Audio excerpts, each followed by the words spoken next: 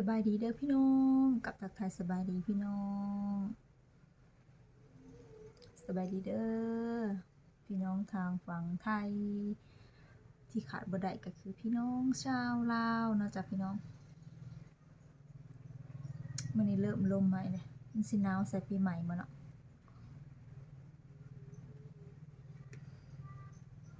น้องได้สาวะน้องยังบ่เลิกบ่พอดเลิกแล้วคือบ่เห็นมาสิจ้ะ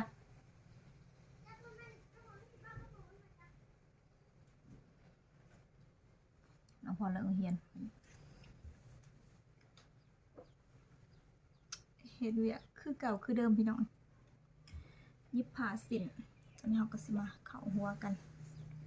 งานก็บ่ได้ค่อยรับดอกพี่น้องงานร้องเพลงก็บ่ได้ค่อยรับดอกเพราะว่าคันอยู่ไกลหลายก็บ่ได้รับนะแต่ว่าอยู่เพื่อนเฮาก็มีเฮาก็มีแนวเฮ็ดอยู่จังซี่แหละพี่น้องคันสิปะไปกับบ่พอปะหั่นนะเครื่องมันหลายช่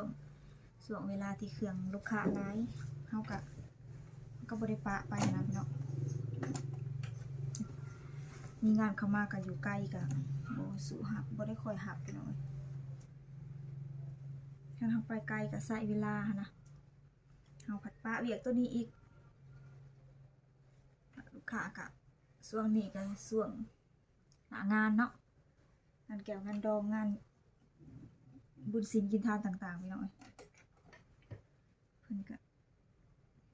มาเย็บเครื่องเย็บของหลายเฮาก็บ่ได้ปะไปปานใดหั่นนะพี่น้อง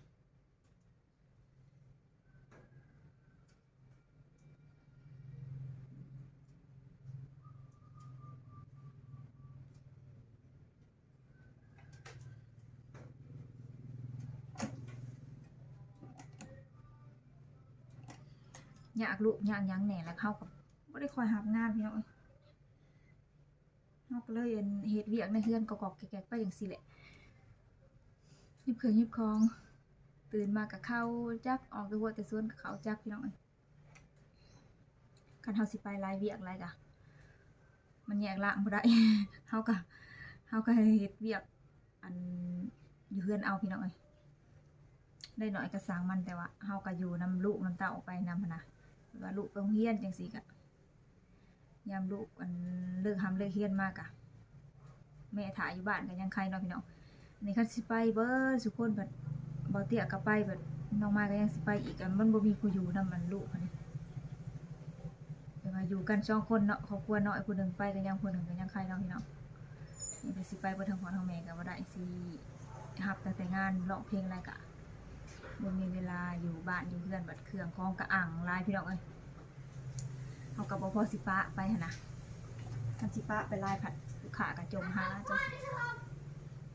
ยังบ่เห็นมาเด้ไปลาดเบิ่งมันดูหามันย่างไปได้เพิ่นบ่ให้ไปส่งสิย่างไปเพิ่นว่าเช้านี้ก็ย่างไปเฮาก็อยู่จังซี่แหละพี่น้องยิบเครื่อง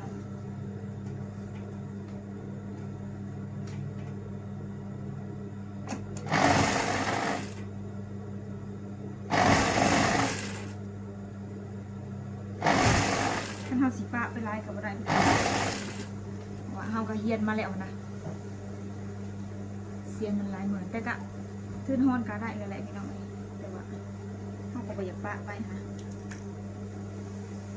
ปล่อยนี้ไปน้ำเต่าอยู่น้ำเกาะน้ำพวนพี่น้องเฮาสิไปลายก็บ่ได้เงินเฮาบ่เก่า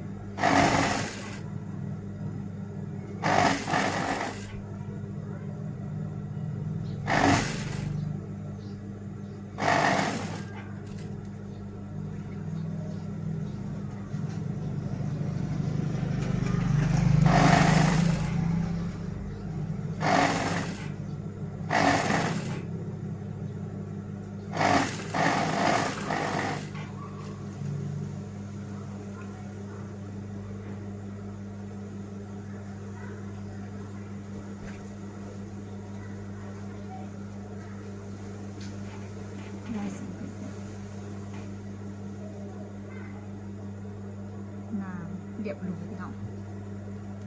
เรียบร้อยเรียบร้อย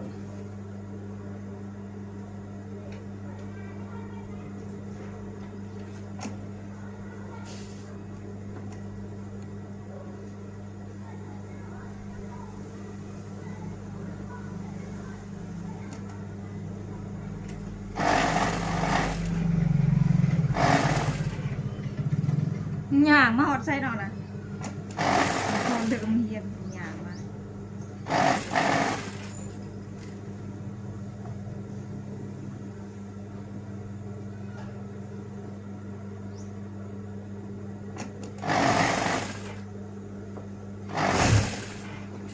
ห้ามย่างมาหอดใส่น่ะ ยังกำลังอยากมาหมดอันนี้ ย่างมากก็ไผมีไปใส่ป่ะนี่ หรือไปใช้ อยากเข่าแล้ว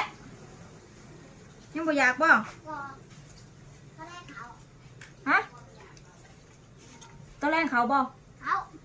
วันนี้ว่ายังว่ายังรับ วัดประหัสบุเมนติ ว่านะ โอ้ย มาเบิ้ลบุตา สิไปใส่ต่อป่ะนี่ ปกติละ กินเขาวซะก่อนจังไปขันอยากไปหลินกินเขาวก่อน ไม่ได้ กินเขาวจังไปบ่อยากเข้าบ่ซะ ไม่อยากไปละ ไก่สิไปโรงเรียนอะไรมาได้ อืม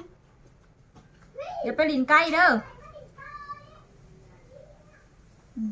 มขอแม่อยากไปหลินพี่น้องเด้อโรงเรียนมาอยากไปหลินน้ำหมูหมูไปเด้อเพิ่นว่าขอไปพี่น้องอยากไปหลิน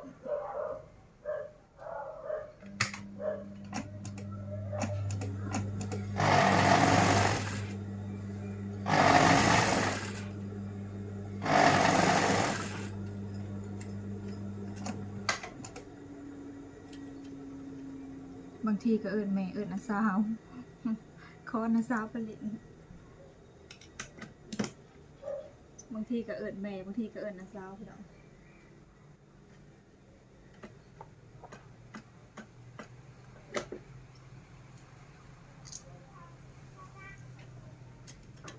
ได้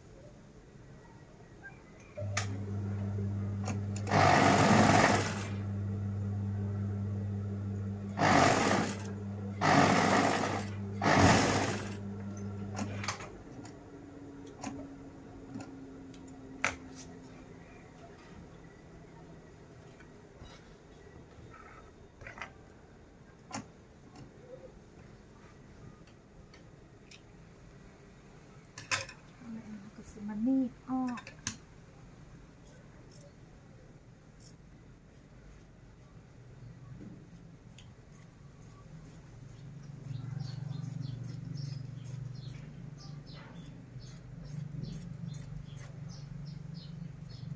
นี่ส่วนเกินออกพี่น้องส่วนที่เอาปุ๋ยหัวมันส่วนเกินออกไปเฮาก็สิเน็ตออกเมื่อนั้นนักเรียนมาถามว่าอยากมาเรียนพี่น้องแต่ก็ยังบ่ทันได้ว่าตกลงกันดอกมาถามเรื่องราคาว่าซั่นเพราะว่าส่วนนี้มันการหาเวียกหน้างานนะก็ยังบ่ได้ค่อยมีเวลาปานใดน้องไม้ก็สอนไปหลายคนเลยได้พี่น้องเพื่อก็มาถามเรียนค่ะมีคนอยากอันเรียนกับสอนน้องไม้บ่ได้ขนาดพี่น้อง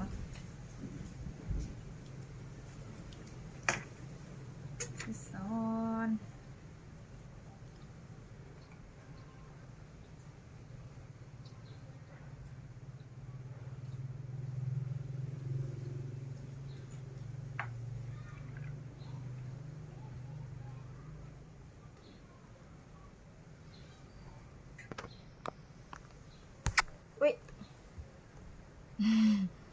แปลว่าอย่างจึ๊บอะไรอุ๊ยโอเคแล้วจ้ะพี่น้องน้องไม้ขอจบคลิปไว้สมิสก่อนเด้อไว้ถ้าพอกันใหม่คลิปหน้าเด้อจ้ะพี่น้องฝากกดไลค์กดแชร์ช่องน้องไม้ออฟฟิเชียลเพื่อเป็นกำลังใจทำคลิปต่อไปนำเด้อจ้าสบายดีเด้อบ๊ายบาย